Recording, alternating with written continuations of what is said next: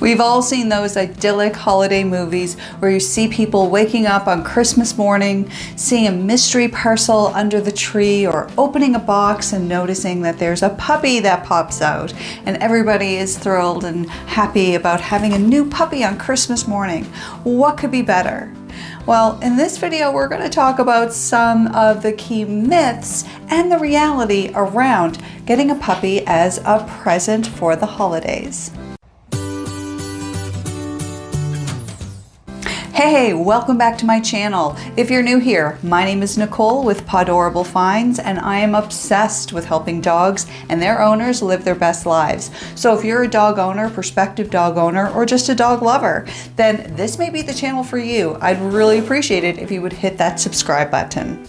So in today's video, we are going to talk about giving or receiving a pet as a present over the holiday season. It seems like it would be a fantastic idea or great opportunity, especially when we look at some of these holiday movies. But today I'm going to talk about 3 key myths versus the reality behind that. Myth number 1 is that the surrender rate of pets back to animal shelters increases or spikes after the holiday season. Well, in fact, that's actually a myth. So I have taken a look at all of the statistics and all of the data. Nerd alert! I know, I get it, but I'll try to make it as fun as possible.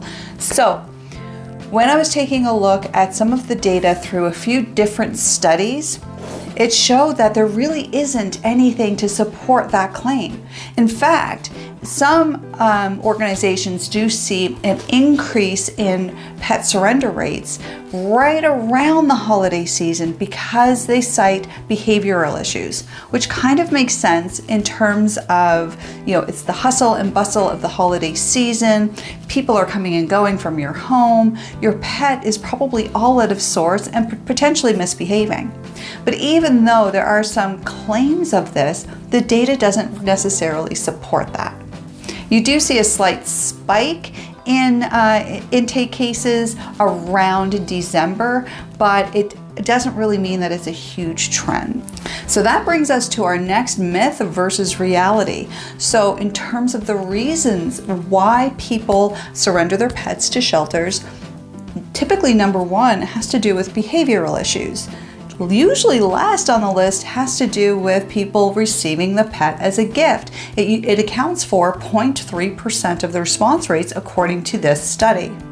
Now, the RSPCA of England is now starting to cite that with the increase of inflation and the incredible increase in cost of living, this is becoming more and more of a concern for pet owners, where it's just an affordability crisis at this point. So the reality is, if a pet is given or received as a gift, that's usually not reason enough for people to surrender their pet. It usually comes down to behavioral issues, and there really is no link between any behavioral issues around the holiday season and people surrendering their pets.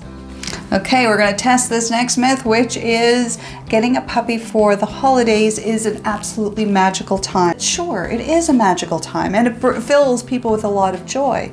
However, the reality is, if, let's say it's Christmas that you're celebrating, you have a puppy that is welcome to your family on Christmas morning, and you have kids, there's going to be a lot of chaos happening throughout the day. So whether that's with children opening presents and being hyper excited, you'll have family coming over potentially for dinners, or you're going to other people's homes to share a meal.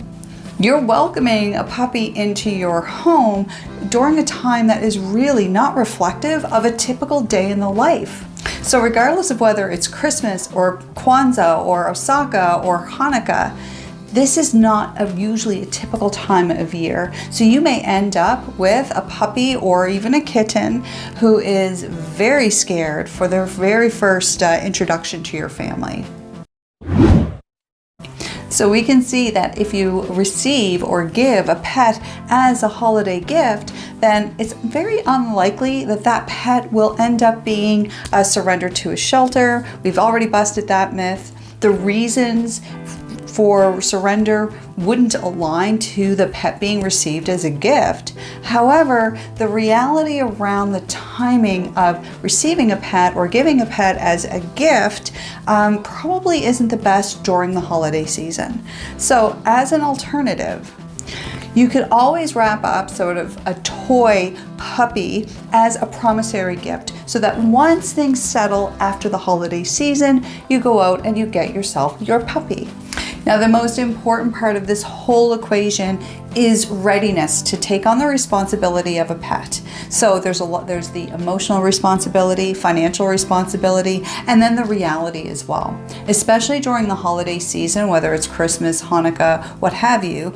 It's winter time in Canada where I am, and the weather can be a little bit off-putting for many people wanting to take out a brand new puppy 100 times a day in, could be a blinding blizzard. You still have to do that. But if the person that you're giving the puppy to, or if you're the one who's receiving the puppy, if you're prepared to take on those responsibilities as well, just be sure that the timing is right so that you're not welcoming a puppy into your home during the most chaotic time of the year for most families. Now, of course, if you want to go back and look at, I've done a video on, the things that you need to consider before getting a dog, and as well as what is the right breed for you. I would recommend you can go back and take a look at those videos. You may find them really helpful in this decision making. And if you do decide to get a puppy for the holiday season, congratulations. I hope that they bring you as much joy as my puppy has brought me. Thank you so much for watching, and in the meantime, I hope you have an awesome day.